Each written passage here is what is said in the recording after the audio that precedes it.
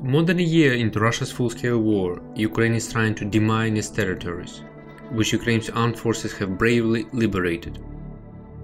Today, around 30% of Ukraine's lands are mined. But how does that impact Ukraine's agricultural campaign and ultimately export? So today we'll talk about solutions to these issues in stories. Hello and welcome, this is the Solutions from Ukraine podcast, which is brought to you by the Rubryka media outlet. My name is Vladyslav Faraponov, I'm the co-host of this podcast and also an analyst at Internews-Ukraine, a Ukrainian media NGO. I'm happy to be joined by my colleague Anastasia Rudenko, who is editor-in-chief of the independent all-Ukrainian Rubryka media outlet. And before we start, let me remind you that you can support us at Patreon, at patreon.com/Rubryka.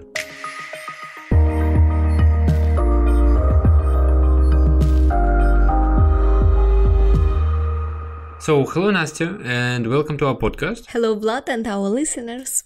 And let me start by stating that, as I mentioned in the introduction, that around 30% of Ukraine's lands are mined. So, it's more than basically 174 square kilometers, or more than at least 100 miles, actual square miles. And it's like two sizes of Austria at the heart of Europe. And we have talked about the grain deal and export from Ukraine last time. You can find it in our previous episode. Ukraine's victory is the only solution to the global food crisis at any platform where you turn in. But today we'll talk specifically about demining. So Nastya, why do you think it's important to talk about it today? Well, first of all, we feel like the media narrative about the war has shifted too much about how this war ends. But there is no other path than the victory of Ukraine first.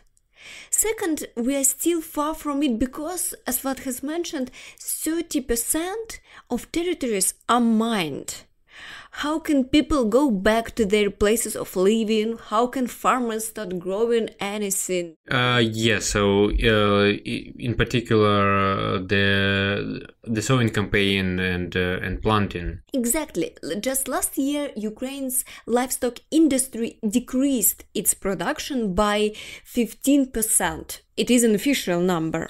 So these losses from animal death and farm damages as of late fall, basically last year, were estimated at approximately $50 million, but obviously the final sum will be several times higher.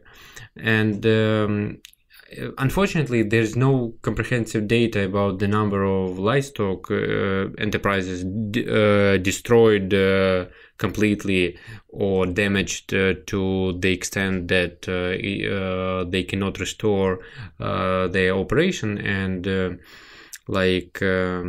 at the same time, it is really important that a lot of companies continue to record their losses and gather the evidence to get reparations from Russia, and it means that they still believe it's possible and it's doable.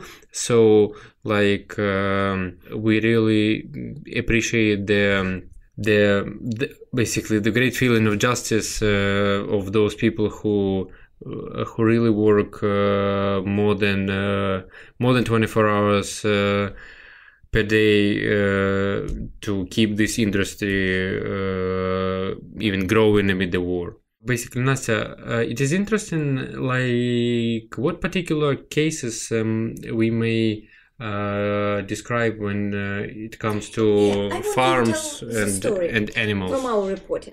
Rubryka's journalist Victoria Gubareva went to a farm that was occupied in the early days of the war by Russians.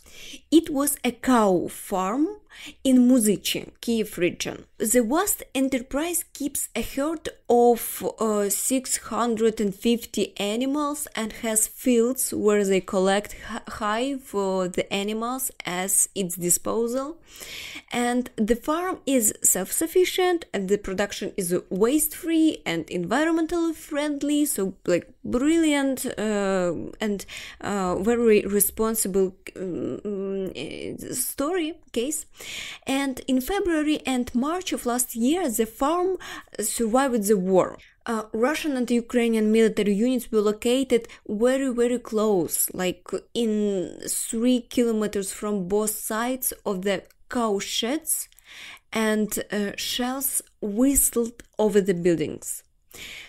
When there were no products left in the stores, as the village was occupied, the farm helped the villagers and just gave them milk for free. Yeah, and like basically the reason they did that, like it was the occupation first, and they also they just had like a lot of milk that they basically didn't have any place they weren't able to sell it to sell it, and basically even to keep at least for a day, like it was there was no electricity and no facilities at least to keep it even for some days, not to mention the selling itself. Yeah, after the liberation, the challenges, they have still a lot of challenges. Yes, for example, no electricity. Yes, we'll talk about it and basically just a bit later. And it is really a brilliant case of resilience to understand the conditions of living and working of Ukraine's farmers. And the reason like we are talking about animals is that they also need a lot of space nearby their actual farms. And it would be interesting to know, Nasa, like how do farmers adapt to the Russian attacks in the fall on the energy system, where sometimes it was a blackout for several days, sometimes it was like almost At the whole least day, a couple of hours. almost the whole day, yeah. And like while ordinary people may some relocate to other parts of the city, like do something that they like may be ready to do even without electricity, for example, like read books, do something outside. But basically, what about farmers where electricity is an essential part of their operation? Absolutely. Almost all modern livestock farms directly depend on electricity. And no electricity can often mean no water. Many farms use water from private wells and need electricity to get it. For the animals, lack of water can lead to health problems and even death. So farms without electricity cannot be properly regulated, and blackouts can make it impossible to process and properly store feed. Yeah, so some farmers, they use basically generators, as many Ukrainians in winter and basically last fall, just to ensure the operation of the pumping station, and they also use fans. Correct. Big generators. Yeah, so basically, what is the solution to this challenging case? It seems that a personal power plant for a farm and phased production. And how does that work? Well, there was not enough power for all the processes, and the production was divided into several stages. Milking, cow sheds, where cows spend the majority of their time, were supplied with electricity so that milking machines could be connected to a cooling system. Feed preparation and other service processes take place after that, and disconnections often occurred during the milking, and the process was interrupted. Still, the employees always found ways to remedy the situation. The human factor helped the farm cope with challenges. Yeah, so like the work in the cowshed is continuous basically throughout the day, and electricians always work in shifts and were always ready to switch between the main network and the backup power. I'm not sure like how fast it may happen, but like with regard to our personal experience, I may say that it's not as easy basically as it sounds, like to switch like from main network to the backup power and back, like to ensure like everything operates correctly and basically do it really fast. It's not that easy as it sounds again. And I think it also, in some case, it also shows people's dedication and the importance of generators and help to Ukraine to overcome the so-called like winterization. And I recall these generators for Ukraine campaign, which was launched by the president of the European Parliament, Roberta Metsola, and we really appreciate like a lot of help in terms of generators. And also the United States of America also provided really lots of powerful generations. I think like many people from our foreign audience may not even see like such big generators. I remember just several weeks ago I saw a large generator at the gas station, and it's really like a size of a large automobile, and it's really massive, and the help to Ukraine in terms of generators is really enormous again. But again, it also shows like why the human factor is important, and the key to success, as we say, it was again all about people. We will post these stories in the episode's description. They are really worth reading. Yeah, and at the same time, it is also important to acknowledge that despite the heroism and in some way basically dedication of people, like there are some things that can be done only by machines.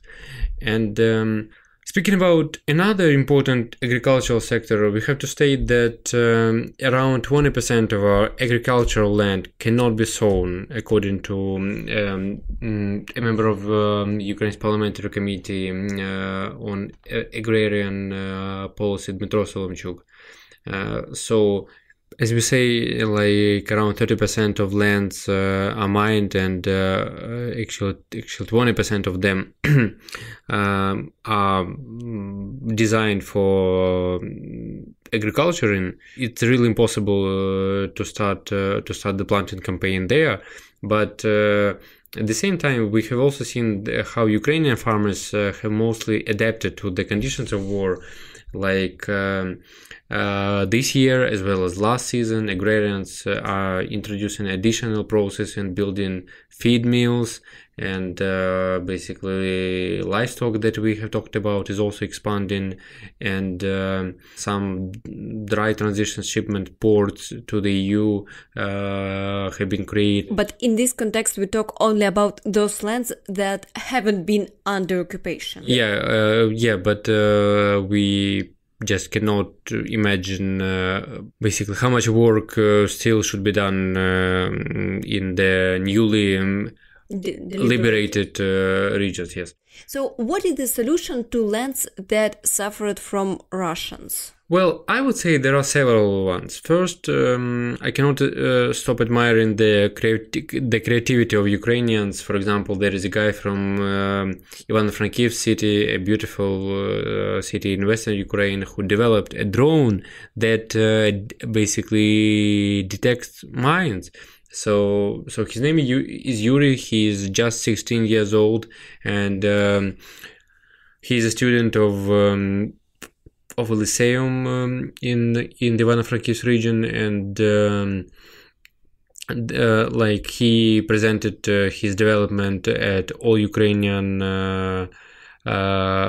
STEAM festival. I don't understand how does it look and work? Please describe. Yeah, so basically he thought about developing a machine that seeks minds, but later, basically after several trials and perhaps like also errors, he decided to make a drone using 3D printer technology.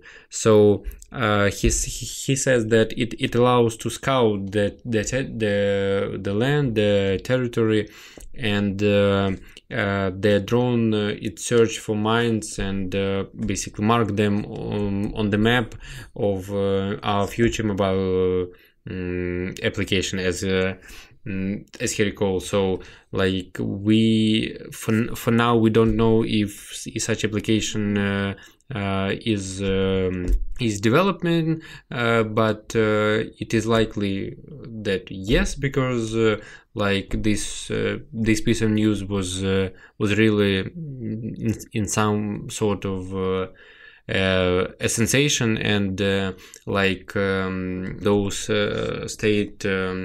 state bodies that in charge of the demining were really interested in developing this technology. It looks like that the drone basically detects the mine and actually mark them via special signal, and it also has actually various types of signal for different mines, and a professional who is in charge of demining, like he sees that signal and understands like in which particular area it needs like special attention. Yeah, we need a lot of such tools. And I think there is something that Zelensky talked about when Ukraine's army liberated Kherson, which was under occupation for more than half of the year. He mentioned that Ukraine could not wait for territories liberated from the enemy to be demined for decades. We can't wait. Indeed, thanks to the true heroism of Ukrainian sappers and explosives technical specialists, our rescuers and everyone who helped them, the area of land contaminated by mines and munitions has been reduced. But again, it can take a lot of time. Yeah, absolutely, and there are cases like that as well, and for example, a schoolgirl in the Volyn region in the western Ukraine, close to Belarus and Poland, yeah, and she developed a robot that also can detect mines and basically signal about it. And when this piece of news basically was released, it was announced that it's not so expensive, but again, it was just for one. It is not clear how much time it will be needed to develop like some number that is needed at least for some territorial community which is called Hromada in Ukraine. But I would say those cases, they are a long-term solution. What we understand is that Ukraine needs really massive assistance in this area, because even if Ukraine's army liberates a large amount of territory and